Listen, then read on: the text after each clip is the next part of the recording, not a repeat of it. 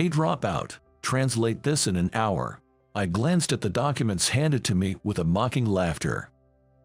It appeared to be a contract written in French. It might be too hard for you without a college degree, but get it done in less than an hour. Behind those mocking words, I could sense the intent of ridicule, thinking I'd probably fail, and wondering how they could make fun of me if I did. The surrounding coworkers watched the exchange with a mix of sympathy and disbelief. Reading such a document would take less than 3 seconds.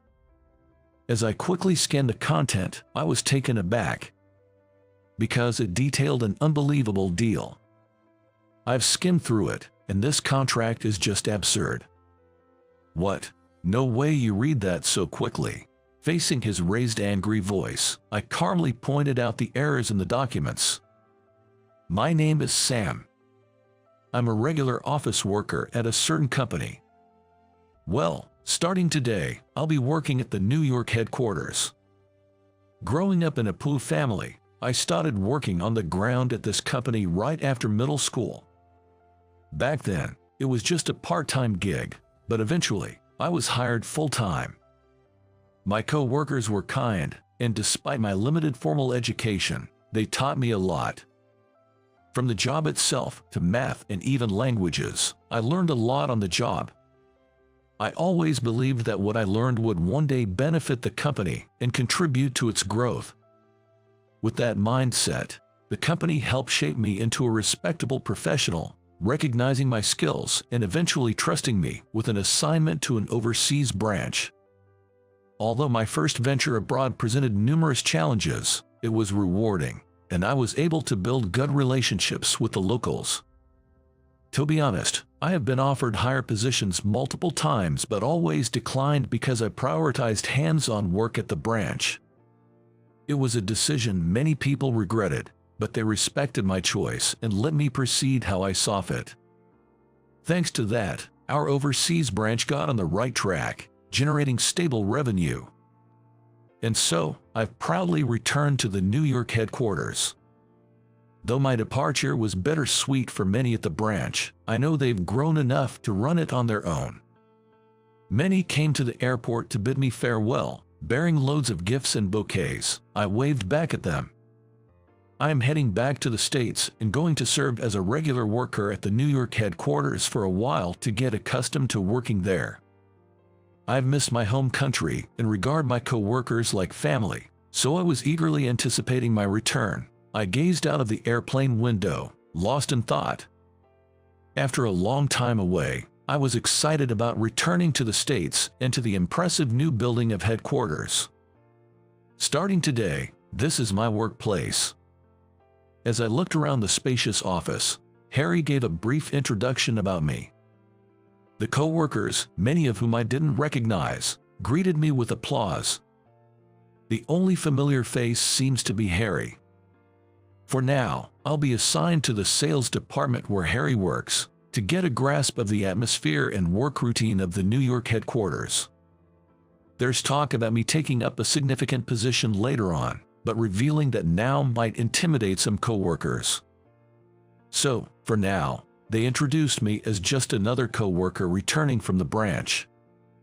Starting from today, I look forward to working here. With that greeting, I bowed my head, and the co-workers greeted me with warm applause. I thought this was a great workplace. I never imagined that among the young, motivated co-workers, there would be someone with malicious intent. On the first day, I focused on understanding the workflow, getting to know clients, and familiarizing myself with ongoing contracts. That's when I was introduced to a young man named James, a graduate from a prestigious university, and showing promise as a rookie just a year after joining the company. Nodding in agreement with Harry's words that we both have something to learn from each other, I introduced myself. I'm Sam. Nice to meet you.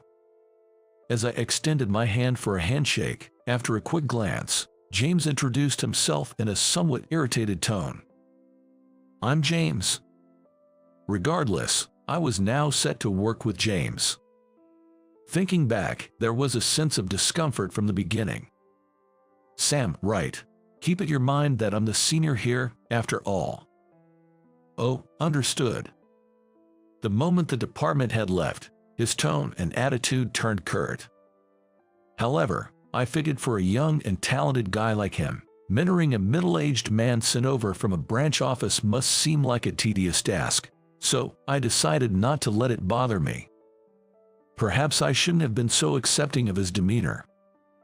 For about the first week, I was able to learn the nature of the job by observing James at work. Since he didn't give me any explicit directions, I assumed it was a learn-by-watching kind of situation. But it seems I was mistaken.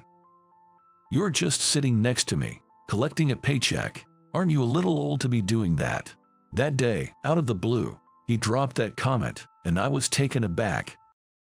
I have been diligently taking notes while watching James work, ensuring I understood the workflow.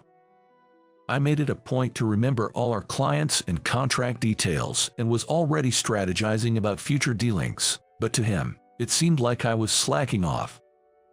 Before I could even explain the misunderstanding, James turned to chat with a passing female coworker. "Where's that coffee going?" "It's for Harriet's office. He has a visitor." From the female coworker who responded, James quickly took the tray from her.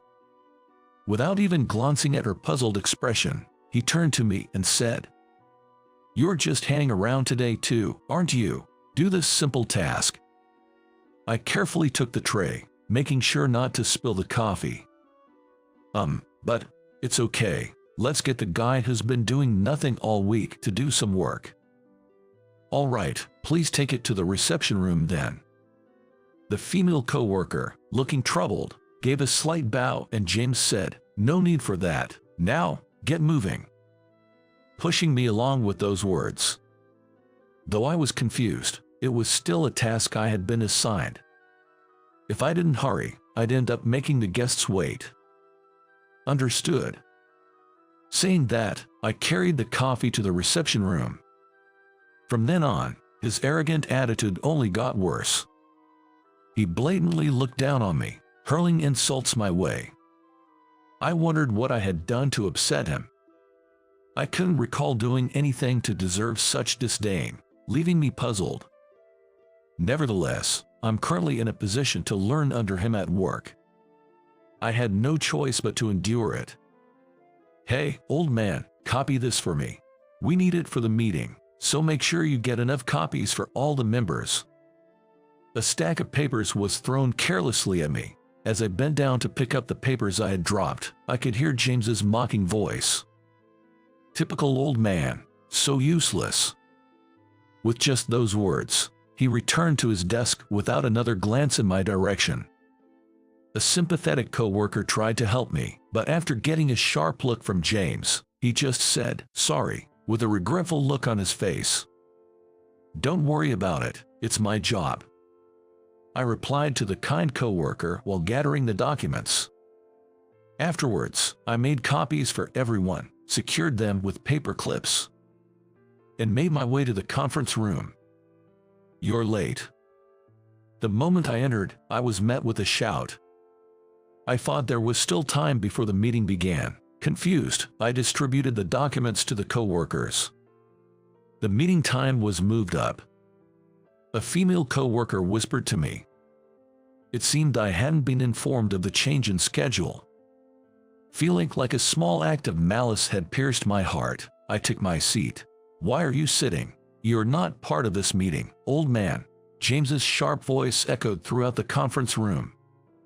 "I'd like to understand about the new product," I responded, feeling the situation was completely unfair. At that, James visibly scowled. "We're telling you to leave because even if you listen, it won't be of any use." His disgruntled voice drew the attention of everyone in the room. Some looked annoyed, some pitied me, their glances hurt, and I decided that staying would only be a nuisance. "I understand. Excuse me." I quietly said that and left the conference room. Behind the door I had softly closed, I bit my lip with sadness and frustration. I had returned to the NY headquarters to work. Yet, they wouldn't let me do anything. Still, I'm not in a position to defy James right now. Harry told me to learn from him. I don't want to let him down. If I can't attend the meetings, all I can do is dive deep into the documents, research the details, and understand them.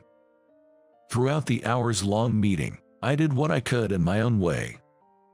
The new product discussed in the meeting was set to be pitched to a major international company. James is at the center of this project. He's running around various places as if he's forgotten about my existence. Right now, I'm left behind in the office, sorting and processing the expense documents he told me to handle. Occasionally, there are receipts mixed in that shouldn't be processed as expenses, so I discreetly set them aside for later clarification. I plan to ask about the details later.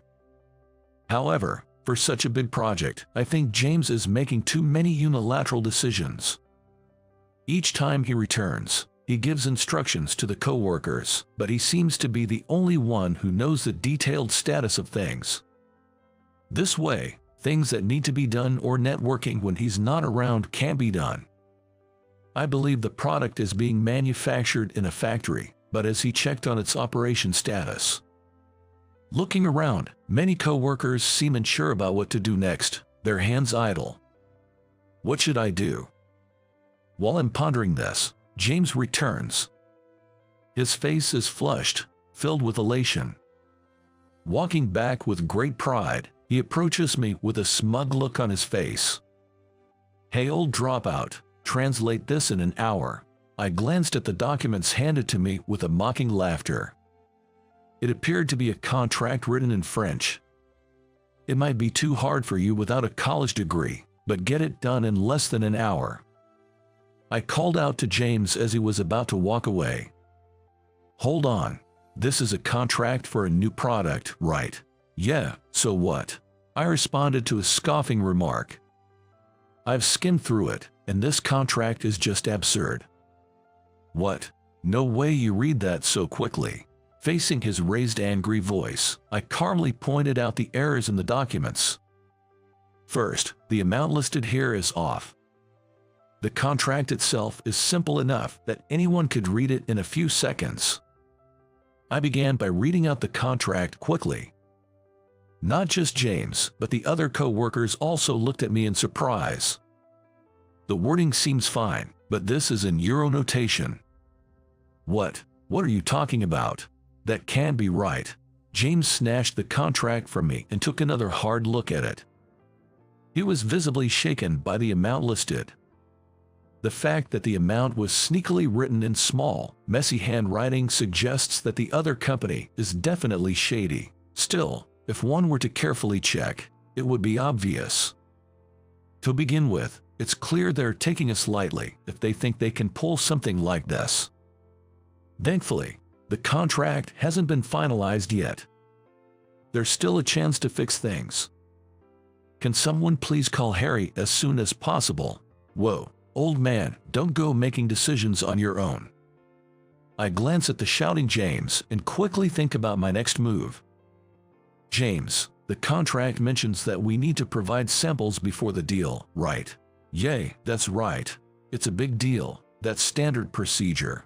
Have you informed the factory about this? At my words, James hesitated. Most likely, the factory wasn't informed about the sample provision. Come on, even without saying, we surely have some samples ready, don't we? We can't be sure of how many surplus units we have without checking with the factory. I immediately make a call to the factory. The workers there, surprised by the urgent call from the NY headquarters, promptly connect me to the factory manager, who fortunately was nearby. I quickly brief him on the current situation and check how many samples we can provide.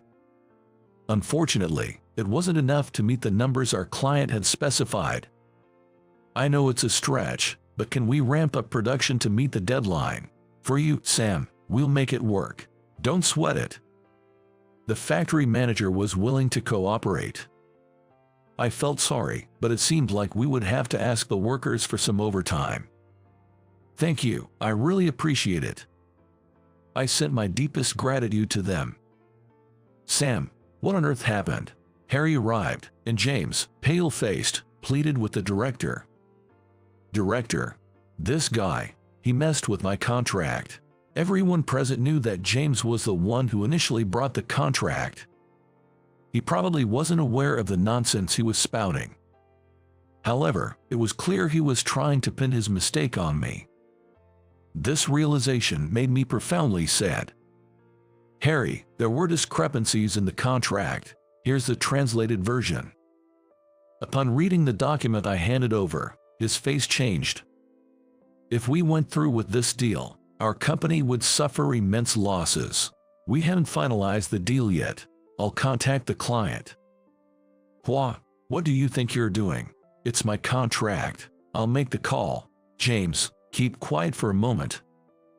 Harry sternly interrupted James. "Sam, can I trust you with this?" "Of course, you can."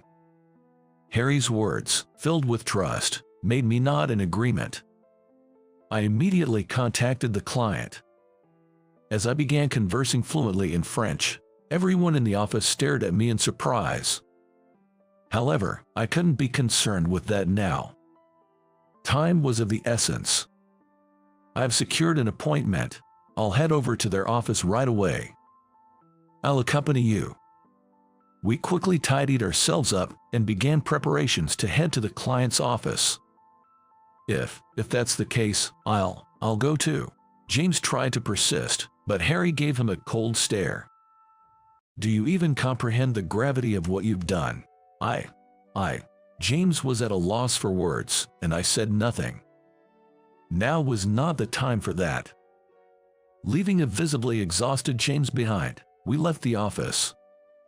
As a result, we successfully negotiated with the client and managed to make a deal that satisfied both parties. At first, they seemed to look down on us, but when I began speaking in their language, they quickly changed their attitude and engaged in a balanced conversation. It seems they never intended to act so unscrupulously from the beginning. They realized there was an oversight in the contract and mentioned how relieved they were that a competent representative came to rectify it. Apparently, James's French was hard to understand and, to make matters worse, rather self-absorbed. While we do conduct our transactions in English, it's not their native language.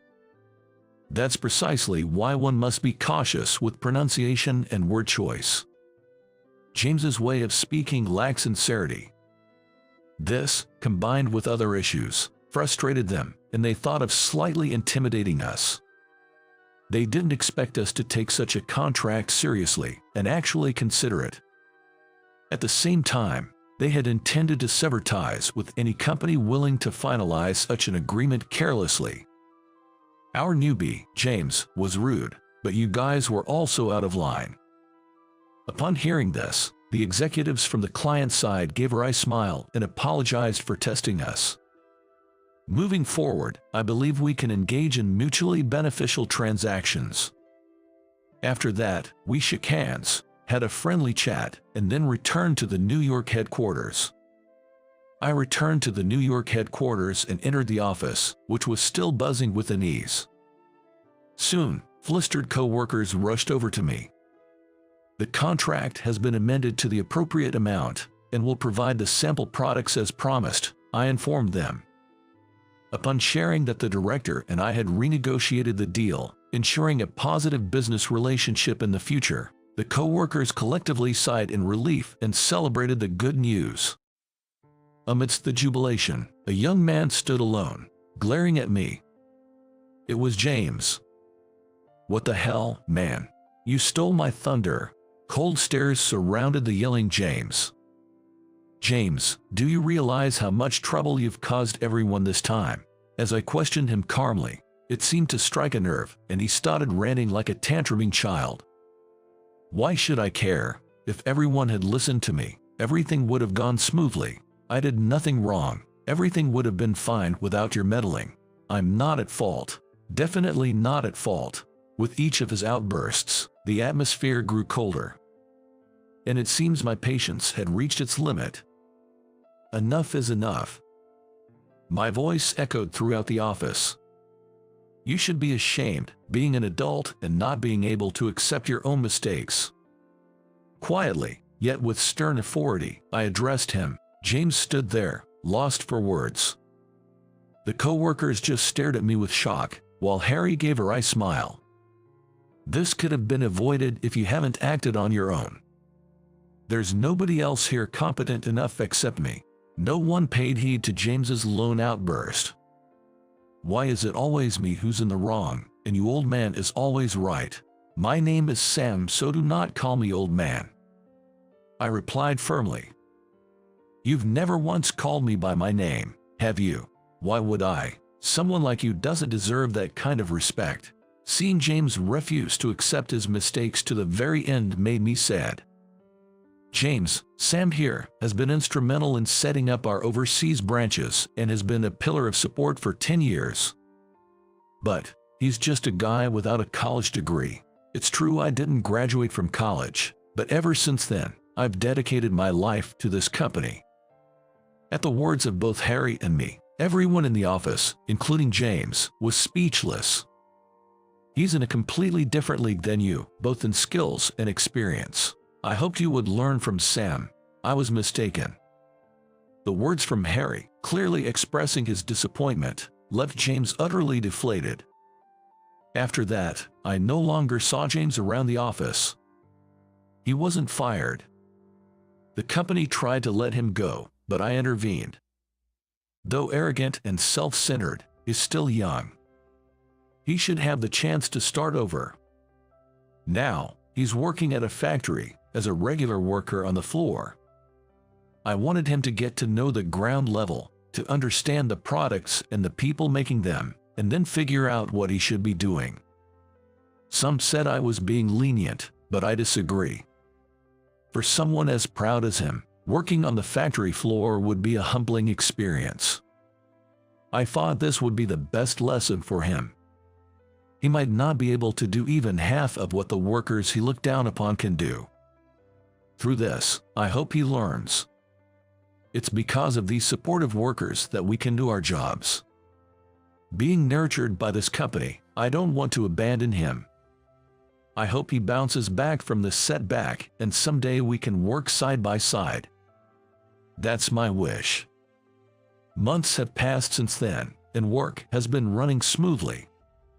As for me, I've been promoted to Sales Department Director. Harry is now an Executive Vice President. My relationships with the coworkers are strong, and we have a solid partnership with the clients, even the ones we had the contract issues with. Looking back, this company saved my life. And now, I'm back at the New York headquarters, supporting the company as one of its pillars. I'm liaising with our overseas branches, and we're making progress with new product development. The fruits of my labor over the years are finally paying off. I couldn't be happier. I will continue to grow alongside this company. I watered the small cactus on my desk before heading to a meeting. By the time I returned, the cactus had blossomed with a tiny flower,